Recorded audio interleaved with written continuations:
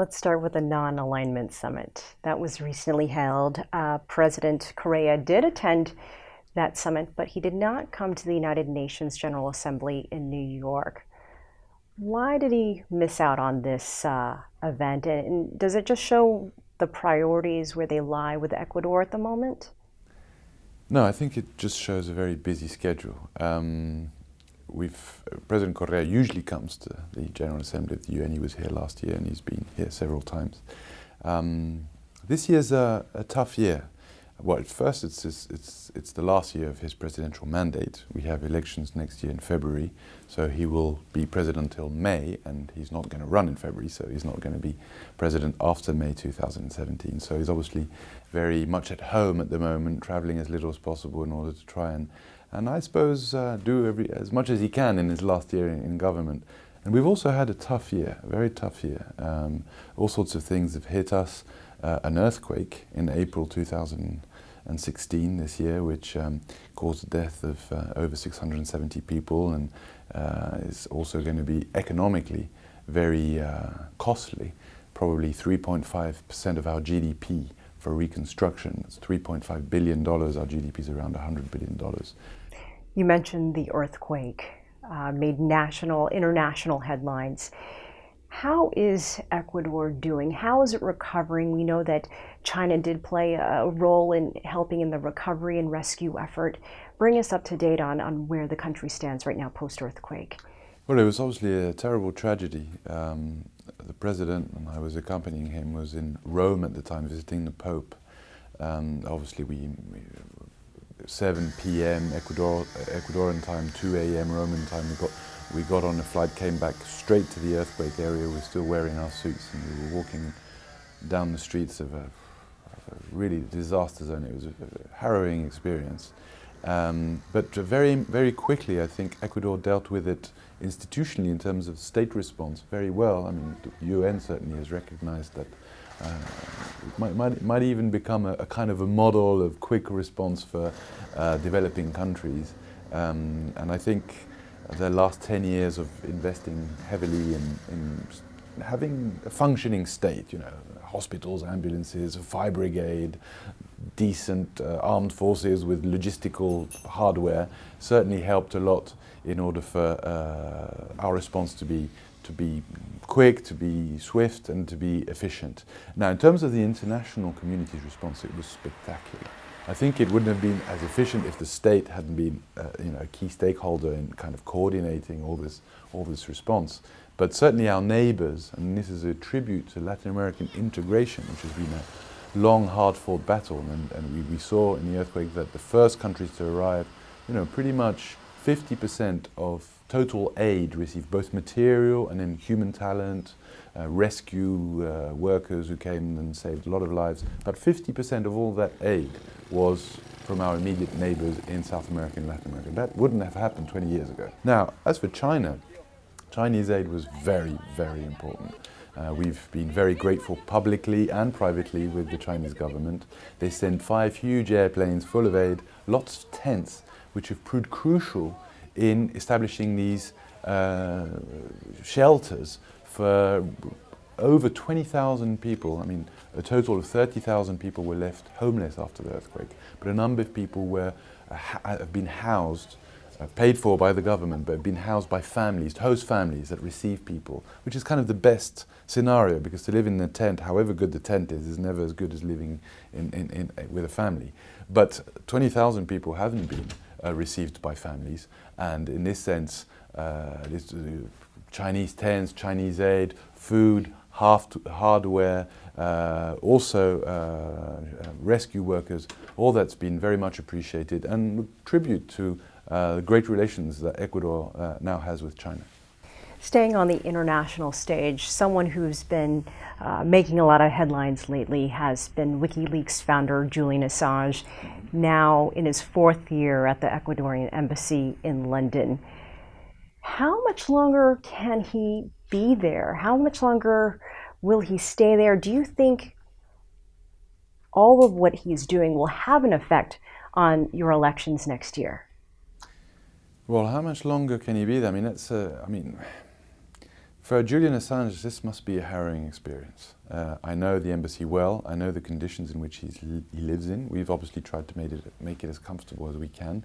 But it's a tiny flat in London, you know, long winter, not much light, no outside spaces. This is probably affecting his health. 4 years already in those circumstances. It's a human rights issue. It's definitely a human rights issue. And in fact, UN's working group on arbitrary detention has established it as a human rights issue, talking of exactly that, arbitrary detention, and in very precarious circumstances, despite the fact that we try and make his life as easy as we can. I mean, he cannot leave this embassy, and it's an embassy that's also under siege. You know, it's surrounded by Secret Service, and it's pretty intimidating for even the diplomatic staff, the Ecuadorian diplomatic staff who work there. And it's very strenuous circumstances that he's living under. Now, we gave Julian Assange asylum after 2 months, a little bit over, almost 3 months of evaluating it, because he came to our embassy, and of course we had to consider his demand for asylum, and we studied international law, we studied Julian's case, and Convention of Caracas, 1954 Convention of Caracas, clearly establishes what are the rules of asylum. And we are signatories to the Convention of Caracas, 1954. And one of the key facts is the suspicion or the possibility of political persecution.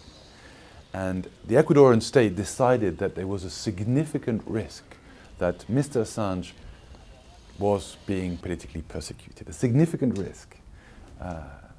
And we think the situation hasn't changed. All the guarantees that we've asked for, from the United States particularly, or from both Britain and Sweden and the United States, that there's no extradition process to a third country. That if he goes to Sweden, there's no extradition process to a third country. None of these guarantees have been assured, and whenever we try and find out whether there is an extradition process underway, the answer is usually on the likes of we can neither confirm or deny sort of answer, right? So, this is 4 years of a man's life in very strenuous circumstances, who doesn't even have charges against him. So I think Ecuador's moral standpoint of the defense of the human rights of Mr. Assange for his journalistic activity is a very brave measure. I think it will be remembered in history as something that Ecuador stood for a principle in the face of a lot of pressure. You can imagine, right? A lot of pressure.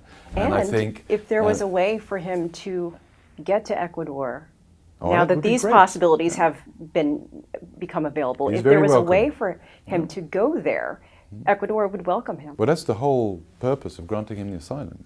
The problem is the asylum can't be concluded because they're not giving him safe passage for him to board on a flight to Ecuador. That's why he's stuck in the embassy.